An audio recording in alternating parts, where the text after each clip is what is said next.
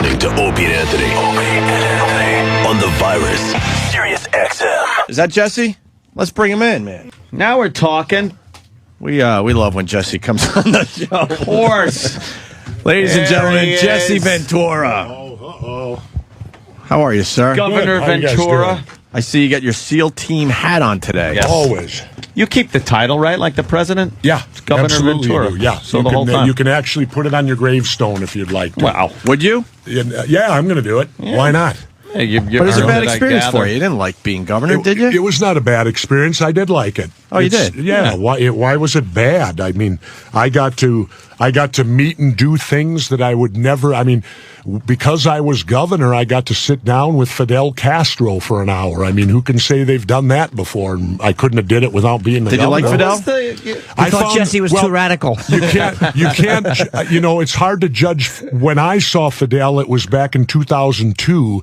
Before he had any health problems, and he was right on. I mean, I'll tell you how perceptive he was. I had 1 hour with him, and as I was sitting there, back then I wore a watch. I just happened to glance down at my watch to see, and Castro immediately said to me, looks at me, says, "I'm sorry, am I keeping you from something?" Oh, yeah. And so I said to him, I said, "No," but I said, "I know I only have an hour with you," and I said, I have 20 minutes left, and I said, "I wanted to ask you some personal questions."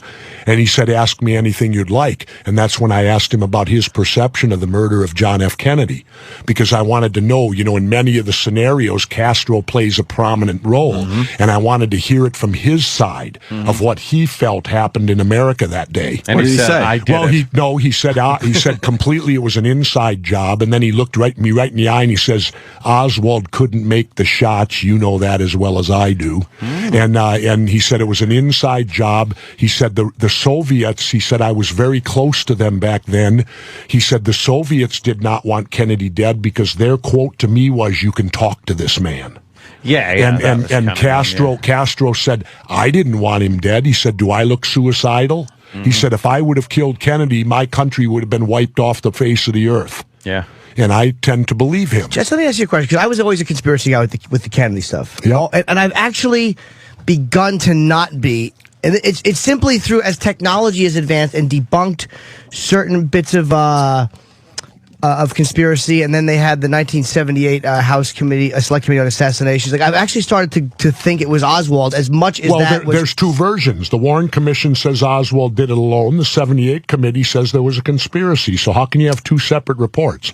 Well, from the didn't they say government? conspiracy, though, because... No, they said it was a conspiracy. But wasn't it because, let me ask you, wasn't it because there was an audio that was left on an officer's microphone on a motorcycle, and they said that acoustics proved that was a fourth bullet, thereby making it a conspiracy. And then later on, they said, no, that was a different officer's mic. That was incorrect. And the medical evidence, like Bodden and them, all said it was actually one shooter. Like, the medical evidence never came to the conclusion it was more than one shooter. That's because you're not seeing the real medical evidence. Well, Humes burned it. You're right. Commander Humes burned it. Right. And no, to me, it comes down to this, as simple as this. If Oswald's who they say he was, this disgruntled little Marine private who became a Marxist-Leninist, defected to the Soviet Union, married a Soviet wife, brought her back here, got mad because of our policy towards Cuba and killed our president, well, why would everything have to be locked up in national security for 50 years? I don't even disagree with that. Because the point is, a Marine private doesn't know nothing that would affect our national security. Now, if Oswald was a CIA agent involved in a false defector program with the Soviet Union, wouldn't they then have to cover that up? Because, and why is it today that you can't get Oswald's tax return? Really? Yeah, it's still locked up. They won't let you, and I'll tell you why. If he was getting paid by the government, it would show it on his tax return, and that would cause people to go, whoa, wait a minute. This guy was collecting government checks? I'm not even talking about, you might be right about that. I don't doubt that there was people who actually knew what he was going to do. I'm not saying that there was nobody involved. I'm only talking about the actual shooting, the physical evidence from the shooting. Yeah. Have you ever been there? Yes. I have too. You couldn't make the shot. There's a big tree in the way. But I think that they've reenacted There's a big tree in the way. They've reenacted it where they actually were a lot of guys that pulled off the shot. Like, for a long time. Nobody's pulled the shot off. They had They had Carlos Hathcock try it. He's the Marine Corps' top sniper. He ran the Quantico sniper. But he was the Marine Corps' top sniper. He was the head instructor at the Quantico Sniper School. He couldn't do it.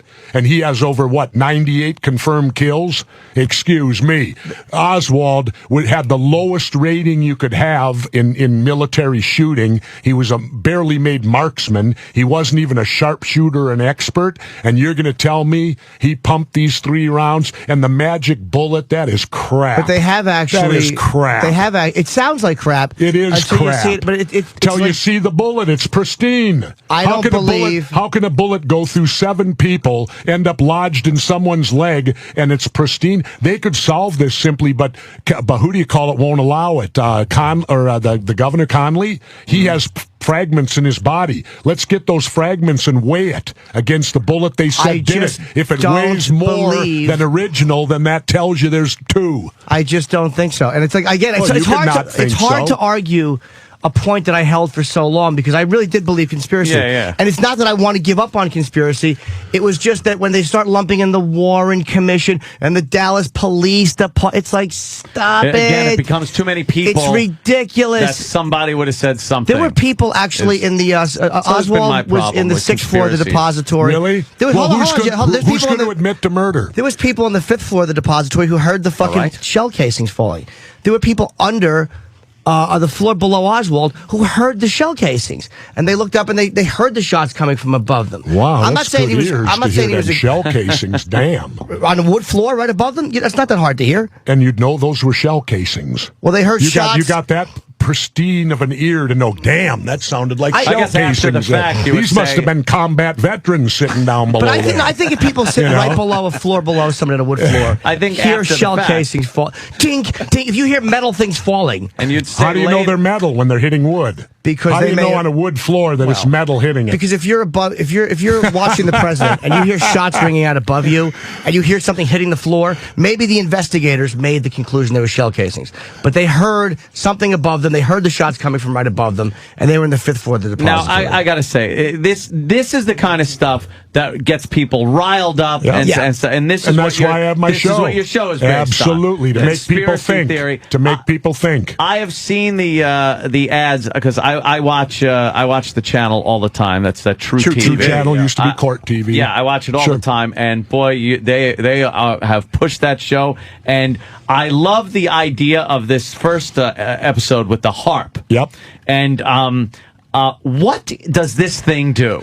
I'll tell you, it's scary. I didn't even know this thing existed until a few months ago. And what it is, it's a group. It's located about 5 hours from Anchorage, Alaska. I had to go up there. It's out in the middle of nowhere. And it's a group, regular radio, the maximum you can put out is 50,000 watts. This is a group of 300 and some antennas that all put out 50,000 watts, and they all go together. So you've got millions of watts going up into the ionosphere, which is that layer right between Earth and space. Now, what's so bad about that? If they're doing some kind of research, first of all, it heats it up. So could that be global warming? Could that be part of it, that they're heating up the ionosphere up there by using this thing? It's powered by 5 diesel engines that are the size of a locomotive, each one of them. What do they say Now wait, it's for? They call it a unclassified research center. Well, they're already lying, because if it's unclassified, why wasn't I allowed in? So clearly it's classified, although they're portraying it as unclassified. Clearly it is. Otherwise, they'd have let me in. That is true. If it's unclassified, why would they care? And there was also, I have to say, some misconceptions about where the bullet entered the back. Oh, come on. There were misconceptions. Gerald Ford changed it. Gerald Ford changed it. Kennedy's jacket was higher up on his body than people thought. It wasn't No. Ford changed it. No, Ford changed where the bullet hit. Kennedy wore something. He wore something because he had a bad back. He wore like a girdle, which is why he kind of collapsed and he couldn't just tip over. And he pulled up, and he pulled it up like No. this. It was like that. So it would all fit right in. But why are we talking about this? Let's talk about Harp. No, because that's one of your episodes. No, it isn't. We don't do Kennedy. Don't you do Kennedy? Absolutely not. I thought you did. He said you did. Next season. No, we kept everything within the 10-year decade. We did not go do old stuff. We did not do Martin Luther King. We didn't do anything. We kept it all within the last decade. So what does this harp thing do? Well, what it does, what they tell us it does, is that it goes up and then these these low frequency sounds are then ricocheted back to Earth. Well, they become very useful in that you can find oil under the ground. You can communicate to submarines under the ocean. You can do all this stuff, and that's all well and good. Sure. But then there's a flip side to it. It can control the weather. We get a demonstration of that. And the conspiracy... Wait, there's a demonstration on the show? Yeah. Of how it can control the weather. Isn't that great, though? No, it's not, because we've signed treaties stating back in the 70s, all the countries of the world signed treaties stating if they got technology to control the weather, they would not use it in an aggressive China war already say fashion. that they have used something to control the weather? No, they're recently? attempting to do what we're doing. They're doing the same thing HAARP All right, is. so the treaty went out the window. No, not necessarily. I don't know if China signed it. I would understand but- if you send heat into right. the atmosphere, you're going to change the weather, but it's not as drastic as saying, I am gonna, with my weather machine, I rule the world. Well, you might laugh it off and say that, but here's the other thing. All of this low-level sound, now the human brain all human brains operate on the same frequency. There's a Rocks? frequency. Probably not. Well, this thing's set up on the same frequency as the human brain. Do you think that's by happenstance or by design? Is that the part of your commercial where you go, mind control? Yep. Oh, that one gets They're going to me. control our minds? Now, what is that? What they can do, and they gave me a demonstration on the show. It's written by a Dr. Nick Begich, who's tinfoil on my head, whose brother is whose brother's a senator, U.S. senator, and he does a miniature one on me where there's a CD player, and then there's this, and there's two wires off it with flat discs that he places here. I plug my ears. No one in the room can hear it, but then he turns it on. I hear the music, but not through my ears. Through your shoulders? You hear it through the front of your skull. Really? That's where it sounded like it came from to me. That's some good pot. And it's not bone resonant sound kind of vibrating? No, nothing like that. Well, it gets into you, but not Why via not? your ears. Not via your ears. Can't you hear radio so through your it cavities? shows, All right. It shows how they could shoot these things down to masses of people and literally affect your emotions with them. They can cause you anxiety. They can cause you fear. They can cause many things like this. What is their explanation for? Is it like riot control and crowd control? No, they say it won't do any of those things. Yeah. Now, they obviously, deny all the bad stuff, and they gave you a demonstration. Right. No, they didn't. Dr. Baggage gave me one. He ain't part of them. Baggage. He's the guy who helps investigate. His brother's a U.S. senator from up there. Governor, sir, I just want to ask you about that. What's so bad about that if they're doing that kind of weird research? Is that bad? I mean, obviously you're exposing it, but you're almost making it sound a little bad and ominous when it's like, we should, if they are capable of doing that, why wouldn't we as humans want to expand and see if we can actually do it? Well, because things can be abused. Oh, of course, anything can. And this is such a scary technology that if someone abuses it, it could have mega effects, all to the negative. Scarier than a hydrogen bomb? All right, here's what the conspiracy theory is. The big conspiracy. Do you remember the tsunami that hit Indonesia a couple years ago? Certainly. Do you remember there was no forecast to it? There was no came out of nowhere. Earthquake. It came out of nowhere. Well, here's the conspiracy. I heard there was an earthquake. What happened? No, there wasn't. The people that were in You can't Indonesia. just say no, there wasn't. Oh, right. No, because there wasn't. There wasn't an So offshore. if we Google that, we won't find that? Well, the people in Indonesia said, and one of the signs of HAARP that it's fully going is you see a heavy dose of the Northern Lights. Well, just prior to this tsunami in Indonesia, witnesses saw the Northern Lights. Well, you can't see the Northern Lights in Indonesia. How come they saw them? And so the conspiracy is, were they testing out HAARP and it created this tsunami that later killed hundreds and thousands of people? Like one of my guys says, oh, come on, Governor, on the show. He says, you're saying the government would kill all these people? But I say to him, I'm not saying they did it, but what if they were just testing it? And the test ended up. And they fucked up. Yeah. And what are they going to do then? Say, oops, oops, we're sorry, oops. But well, watch the show. You be the judge. You be the judge on whether you think we should be messing with this stuff. Your damn spots on that show got me hooked already. I am watching it. Believe me. Well, isn't that what TV's supposed to do? Exactly. There you go. That's what I'm going to do when I'm watching that show. But the one thing about the commercial for the show, too, is you saying you're finally going to talk. Jesse, when have you been quiet? I'm quiet all winter when I'm in Mexico. When I live in Mexico, I'm quiet. Really? Absolutely. I live in Mexico. I live off the grid. Yeah, we learned about this last Mexican? time. Huh? Do you Spanish? Excuse me. No. Do you speak fluent Spanish? That's why you're quiet. They wouldn't understand you. You know? Who is this crazy giant? I want to ask Jesse. He went and saw Fidel Castro, and you said that's when I used to wear a watch. Well, why don't you wear a watch anymore? Because when I decided after I taught at Harvard in 2004, when I got done there, I made a decision that I wanted to go on and the window of opportunity is closing. I'm getting older, and I wanted to go on an adventure. And I'm 58 now, and my adventure was moving down in Mexico, where I live in the Baja. I live an hour from electricity and an hour from pavement. That's boring. And I go no, it's not. I surf. Surfing's a lifestyle, cool. yeah. All that stuff is cool. And what do you do at night, though? So sleep what you're supposed to do.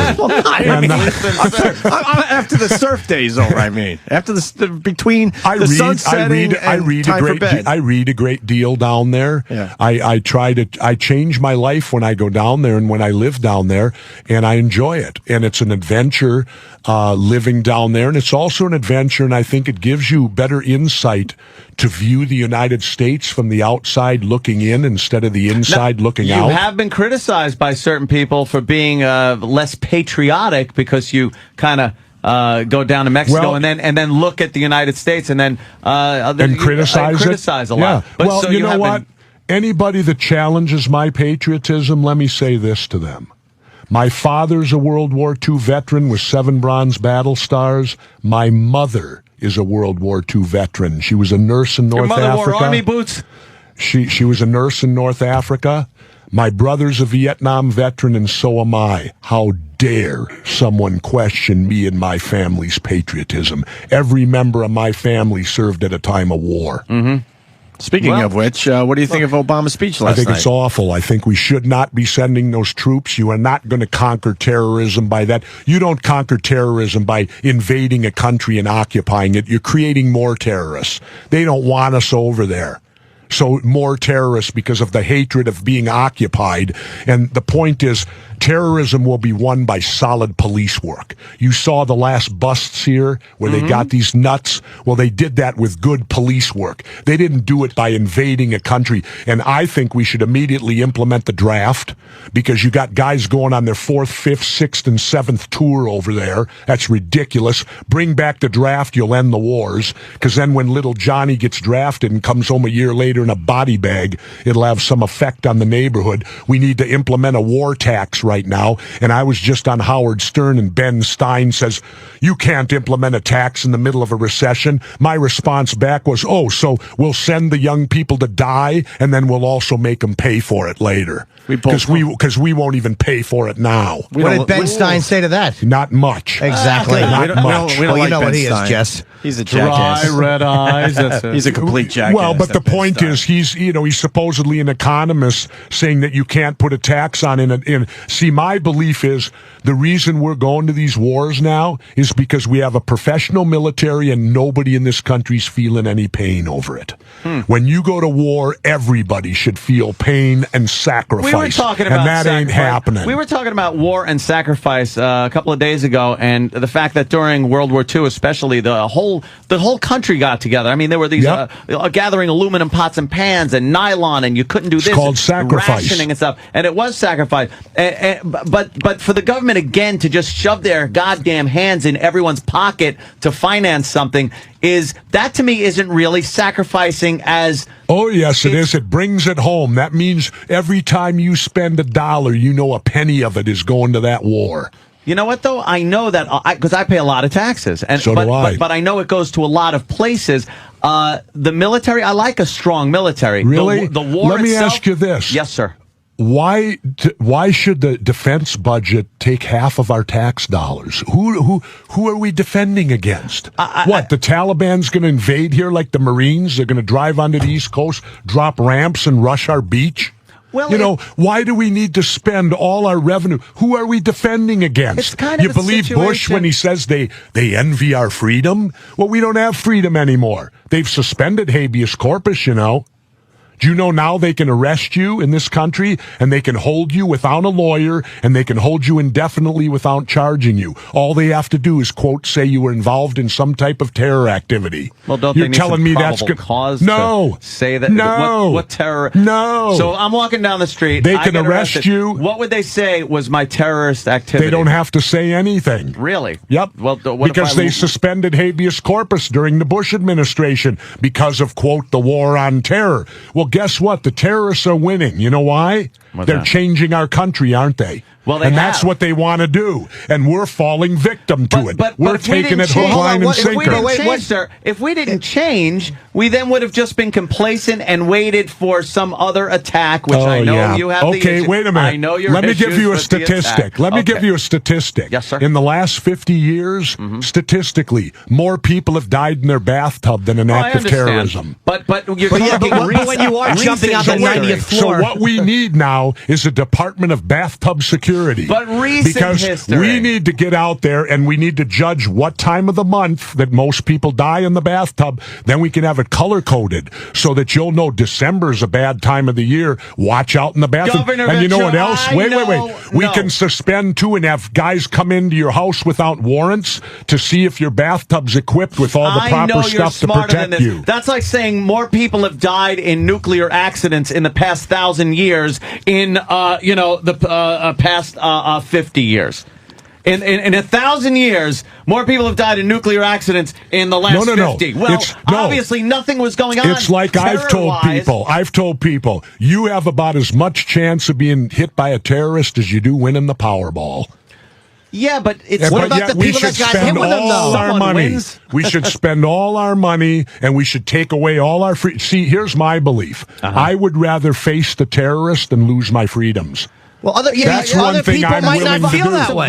But that's a viable argument to make. The other one is, though, we've never done well as a country when our military has been decimated. Carter administration, we were the laughing stock of the world at that time because the military budget was cut so badly until Reagan got in and again brought us up to the power that this country was in.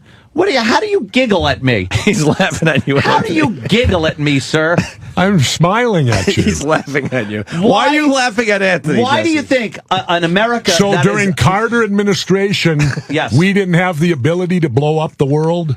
No, of course we did, but no one uses. No one. And we could blow it up how many times over? Atomic war was the ultimate. I'm talking conventional. We don't sit there and go, "Hey, watch it, or I'm going to nuke you." Who attacked us during the Carter time? That we needed conventional warfare. Iran through proxy. The Iranians overran our embassy. Yeah. Well, let's remember what Reagan did. Yes. Reagan in Lebanon, 270 of our Marines got killed, and what did he do? He cut and ran. He pulled us out. The great Ronald Reagan, the hero of all Republicans, cut and ran. Yeah. Because 270 of our Marines got killed in Lebanon by a truck bomb. And he said, these people are crazy. We're getting out of here. I give Ronald Reagan credit. He was smart. He got us the hell out of there. Let me ask you, I don't remember. Why was the U.S. in Lebanon at that time? Why are we anywhere? No, but I mean, because we're the policemen of the world. Well, I agree. That's why. But did he pull us out of Lebanon because it was so volatile? Because 270 Marines got killed, and he didn't want any more getting killed. Or was he there? Or were we there for a reason, like the quote unquote, to watch out that certain things didn't happen, and they just want to fuck them, pull the troops out, and let them do whatever they want to do? You thought it was a no-win situation. It was a no-win situation. Sure. 270 of our Marines get killed, and the great Ronald Reagan cut and ran. How does Republicans swallow that? Well, that their hero actually cut and ran. Perhaps as you said, but I agree with him. He was smart. As you said, you assess the situation and go, there is no way to win this. Then there's no way to win Afghanistan. I got news for you. The English couldn't. The Russians couldn't. I think this is the new Vietnam because we're propping up an unpopular government just like we did in Vietnam. Very horribly corrupt government. Yes, and we're propping them up and we're sending and they tell you this isn't Vietnam. Yes, it is. I don't think in 18 months they're going to be able to train and get a corrupt government, by the way, whose president was illegally voted in, to organize and fight. Here's one for enemy. you. In Vietnam, we never allowed free elections. You know why? Because Ho Chi Minh would have won by a landslide. Yeah. And see, that would have said, well, what are we here for then? The people want Ho. Why are we here? Same thing in Afghanistan. We're propping up an unpopular government. You do understand. And guys are going to die over there. And in the end, what will we have accomplished? But at the time, the mindset was the domino theory. That's what it was back then. And the mindset was communism was going to, if we didn't snip it in the butt. Now, I understand. Believe me, you're not going to get an argument out of me that was a fucked up war to even go into. So are these. I understand. I agree with you. I agree with you on that. What do we do to protect ourselves from people that do despise this nation and want to do its public harm in the trains, planes? You do it with vigilant police work here within our country. But then the civil liberties groups say that you're overstepping your bounds by taking away the civil liberties. If the cops come too hard, well, the profiling, you can't profile because we're Arab American. It's like you get into that quandary where if you I agree with you. Then it's better. Let's take away our freedoms and we'll all be safe. Now there's a balance. What do you do? It's a real question, though. They did that in Nazi Germany, Jesse, too. It's a real question. It's a real question. The trains ran on time. It's a real question, though. What do you do? Like, I agree with you. Vigilant police work. What do you do? You're just vigilant. And again, I'd rather face the terrorist and lose my freedoms. But somebody on the 90th floor of the towers might not feel that way when a plane has hit the building. It's not like in military coming in. They're citizens who are assimilating, behaving like your neighbor. Well, is invading a country going to solve this? And occupying it? Iraq, no. Afghanistan's different, I think, because, look, they were the ones harboring bin Laden. We said, give us bin Laden or we're going to come in. Right. They refused to give up bin Laden. No, they didn't. Here's what they said. They said, charge him and we'll turn him over. We have never charged bin Laden. How come we haven't convened the grand jury?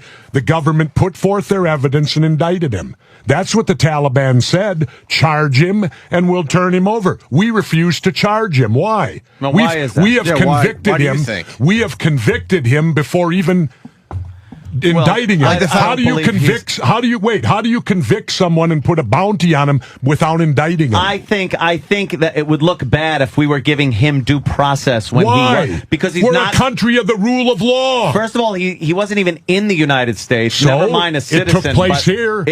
It took place in our country. The crime did, but he claimed responsibility. Stop it. He didn't. Of course he has. AP said no. He has not said no. Yes, he did. No, he has not. When they first asked him, Al-Zawahiri said they did it. He said they did it. Come on. Oh, yeah. And they got the guy down there and waterboarded him 180 times. I got news for you, pal. Let me waterboard you and I'll get you to confess to it. No, you won't. Yes, you will. I'll just cry. Yes, you'll feel guilty and you'll stop waterboarding. 180 waterboardings they did to this guy. 180 times they tortured him. So you think Khalid Sheikh Mohammed is an innocent man? No. Stop it. But you stop it. Didn't Charles Manson get his Miranda rights read? Yes, he did. Yeah, well, we can't get him because the fucking Taliban wouldn't give him to us. Had the Taliban given to us, if we'd have charged him, they'd have given him to us. Do you really believe that? They're fucking, they gather up arms from everybody. They're chopping off clits, and they're going to follow our due process of law? That's silly. Why didn't we charge him? I honestly don't know what that process was. I don't know.